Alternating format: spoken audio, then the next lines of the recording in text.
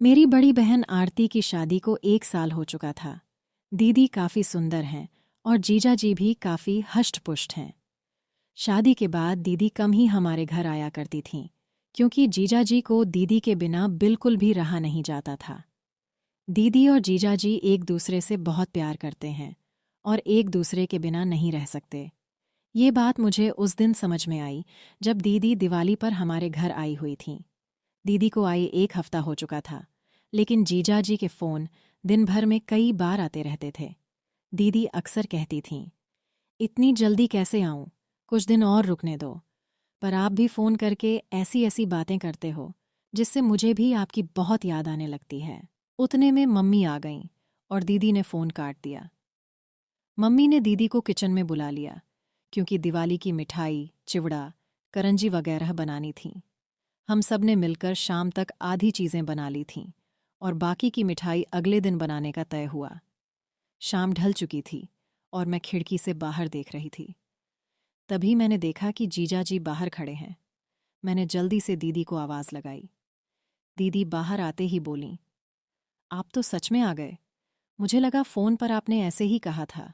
इतने में मम्मी भी आ गईं और बोलीं, मेहमान, आप कब आए? कोई खबर नहीं, कुछ नहीं। पहले बोल देते तो आपकी खातिरदारी के लिए पहले से तैयारी कर लेते। जीजाजी बोले, नहीं, सासू माँ, काम से शहर आया हुआ था, तो सोचा आप लोगों से मिलते हुए ही जाऊं। मम्मी ने कहा, जाने की बात अभी से मत कीजिए। अभी आए हैं तो खाना पीना खाकर आराम करके सुबह जाना। मैं आपको अभी बिल्कुल नहीं जाने दूंगी। जीजाजी कुछ नहीं बोले और मुझे भी मालूम था कि जीजाजी जाने के लिए नहीं आए हैं। इतने में दीदी पानी लेकर आईं और जीजाजी को पानी देते हुए धीरे से फुसफुसाईं, मुझे अच्छे से पता है कि आप किस लिए आए हैं। 1 हफ्ता भी नहीं रह पाए मेरे बिना। जीजाजी मुस्कुराकर बोले, तुम हो ही ऐसी। यह सुनकर दीदी शर्माकर मुस्कुराईं और वहां से चली गईं। थोड़ी देर में खाना बनकर तैयार हो गया। हम सब ने साथ में खाना खाया और बातें करते करते रात बिताई। जीजू का बिस्तर बाजू वाले कमरे में लगाया गया था और सबको अब सोने की तैयारी करनी थी। घर के सारे लोग अपने अपने कमरे में सोने चले गए थे, लेकिन मैं, दीदी और जीजू अब भी सोफे पर बैठे टीवी देख रहे थे। टीवी पर हम आपके हैं कौन मूवी चल रही थी, जो मुझे बहुत पसंद थी और दीदी को भी। थोड़ी देर में जीजू ने उबासी लेते हुए कहा, बाप रे, मुझे तो बहुत नींद आ रही है। दीदी ने मन ही मन मुस्कुराते हुए जवाब दिया, तो फिर जाइए ना, बाजू वाले कमरे में आपका बिस्तर लगा दिया है, आराम कर लीजिए। मैं मूवी देखकर बाद में आ जाऊंगी। जीजू का चेहरा देखने लायक था। वो थोड़ा खींचकर कमरे की ओर चले गए। मुझे और दीदी को हंसी आ रही थी, लेकिन हमने कुछ नहीं कहा। हम दोनों मूवी देखने में लगे हुए थे। कुछ देर बाद दीदी ने मुझसे कहा, छोटी, मुझे भी अब नींद आ रही है, मैं सोने जा रही हूँ। मैंने तुरंत कहा, दीदी, अगर तुम भी चली जाओगी तो मुझे डर लगेगा। तुम्हें पता है ना, रात में मुझे अकेले डर लगता है। दीदी थोड़ा ठिठकीं और बोलीं, ठीक है, थोड़ी देर रुक जाती हूँ। उसी वक्त जीजू ने कमरे से आवाज़ लगाई, आरती, पानी चाहिए। दीदी ने तुरंत कहा, रुको, छोटी, मैं तुम्हारे जीजू को पानी देकर आती हूँ। मैंने कहा, ठीक है, पर जल्दी आना। दीदी किचन से पानी की बोतल लेकर जीजू के कमरे में चली गईं। मैंने सोचा, अभी आएगी, अभी आएगी, लेकिन 5 मिनट बीत गए और पूरे घर में मुझे कोई नजर नहीं आया। डर के मारे मैंने दीदी को आवाज़ दी। थोड़ी ही देर में दीदी कमरे से बाहर आईं। उनकी साड़ी थोड़ी अस्त व्यस्त थी, बाल बिखरे हुए थे और सांसें तेज चल रही थीं। मैंने घबराकर पूछा, दीदी, इतनी देर क्यों लगा दी? मुझे डर लग रहा था। दीदी ने हंसते हुए कहा, अरे, वो कुछ नहीं, तुम्हारे जीजू को बहुत प्यास लगी थी, इसलिए पानी देने में थोड़ा समय लग गया। इतने में जीजू कमरे से बाहर आए और बोले, अरे, मेरे फ़ोन की बैटरी खत्म होने वाली है, क्या तुम मेरे लिए चार्जर ला दोगी? दीदी ने जवाब दिया, ठीक है, देखती हूँ, आप यहीं रुकिए। लेकिन जीजू ने कहा, अरे, तुम देखो, मैं कमरे में वेट करता हूँ। यह कहते हुए वे वापस कमरे में चले गए। दीदी मेरे कमरे में गई और वहां से मेरा फ़ोन चार्जर उठाकर जीजू को देने उनके कमरे में चली गईं। मैंने सोचा कि चार्जर देकर वो तुरंत वापस आ जाएंगी, लेकिन थोड़ी देर बीत गई और दीदी का कोई अता पता नहीं था। मैंने एक बार फिर से दीदी को आवाज़ दी, लेकिन कोई जवाब नहीं आया। मैं समझ गई कि शायद दीदी चार्जर लगाकर फ़ोन की चार्जिंग में व्यस्त होंगी। थोड़ा डर भी लग रहा था, इसलिए मैंने टीवी बंद किया और अपने कमरे में सोने चली गई। लेकिन मुझे नींद नहीं आ रही थी। बिस्तर पर लेटकर मैं अपना फ़ोन चलाने लगी। आधे घंटे बाद मेरा फ़ोन डेड हो गया। उसकी बैटरी ख़त्म हो चुकी थी। अब मैं इधर-उधर चार्जर ढूंढने लगी, लेकिन याद आया कि मेरा चार्जर तो दीदी ले गई हैं। अब मैं असमंजस में थी। क्या चार्जर लेने के लिए जाऊं या नहीं? नींद तो वैसे भी नहीं आ रही थी और बोरियत भी हो रही थी। मैंने सोचा कि शायद चार्जिंग अभी शुरू ही हुई होगी। मन ही मन मैंने तर्क किया कि आजकल के फास्ट चार्जर कितनी जल्दी फ़ोन चार्ज कर देते हैं।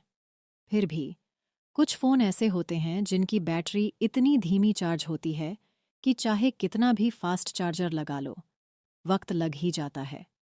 मैं सोचने लगी कि एक बार जाकर देख ही लूं कि जीजू का फ़ोन कितना चार्ज हुआ है, या फिर अभी चार्जिंग शुरू ही हुई है। लेकिन यह विचार मेरे दिमाग में घूम रहा था कि आखिर मुझे कमरे में जाना चाहिए या नहीं। मुझे बोरियत महसूस हो रही थी और फ़ोन के बिना समय काटना मुश्किल लग रहा था। आखिरकार मैं चार्जर लेने के लिए जीजू और दीदी के कमरे की ओर बढ़ी। जैसे ही दरवाज़ा खोलने की कोशिश की, वह अंदर से बंद था। खिड़की भी पूरी तरह से अंदर से बंद थी, लेकिन कमरे के अंदर से हल्की रोशनी बाहर आ रही थी, जो कांच की खिड़की से दिख रही थी। मैंने सोचा, सो तो नहीं गए होंगे? कुछ पल ठिठकी, फिर दीदी को आवाज़ लगाई। पहली बार कोई जवाब नहीं आया। दूसरी बार फिर आवाज़ दी। तब दीदी की आवाज़ आई, क्या है? क्यों परेशान कर रही है इस टाइम पर? मैंने कहा, दीदी, वो मेरा फ़ोन चार्जर अंदर रह गया है। मेरा फ़ोन बंद हो गया है, चार्जिंग करनी है। जीजू का फ़ोन चार्ज हो गया हो तो मुझे चार्जर दे दो। दीदी ने थोड़ी खींच भरी आवाज़ में कहा, अरे, नहीं हुआ है फ़ोन चार्ज। तुम्हारे जीजू के फ़ोन को चार्ज होने में काफ़ी समय लगता है। चार्जिंग तो अभी अभी शुरू हुई है। तुम जाकर सो जाओ, परेशान मत करो। मैंने कहा, दीदी, बस 10 मिनट के लिए चार्जर दे दो। मेरा फ़ोन फास्ट चार्जिंग करता है। दीदी ने जवाब दिया, ठीक है बाबा, लाती हूँ। तू अपने कमरे में जा। मैं अपने कमरे में लौट गई।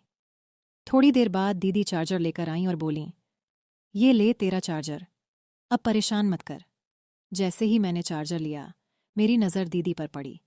मैंने हैरानी से पूछा, दीदी, आपने ये क्या पहना है? ये तो जीजू का शर्ट है। आप तो साड़ी में थी ना? दीदी ने झेंपते हुए कहा, चुप बैठ, मैं जा रही हूँ। यह कहकर दीदी वापस कमरे में चली गईं।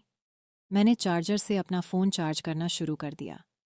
सिर्फ 15 मिनट में मेरे फ़ोन की काफ़ी बैटरी चार्ज हो गई थी।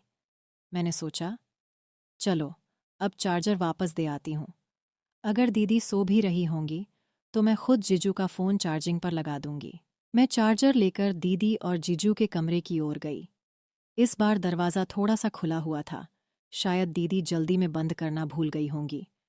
जैसे ही मैंने दरवाज़ा खोला और अंदर कदम रखा, मेरे सामने ऐसा नज़ारा था जो मैंने अपनी ज़िंदगी में कभी नहीं देखा था। मेरी आंखें फटी की फटी रह गईं। मुझसे ये बहुत बड़ी गलती हो गई थी। मुझे अंदर आने से पहले आवाज़ देनी चाहिए थी।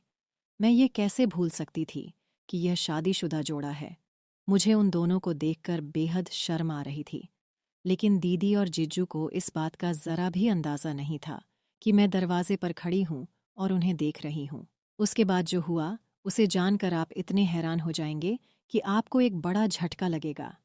कहानी का अगला भाग जानने के लिए तैयार रहिए। अगर आपको यह पहला हिस्सा अच्छा लगा तो हमें कमेंट्स में ज़रूर बताएं। कहानी के दूसरे भाग को जल्द ही लाने की कोशिश करूंगी। बस एक लाइक कर दीजिए और मेरा काम है कहानी का अगला हिस्सा आप तक पहुंचाना। वीडियो पर 1000 लाइक्स होते ही पार्ट 2 आ जाएगा। तब तक के लिए बाय।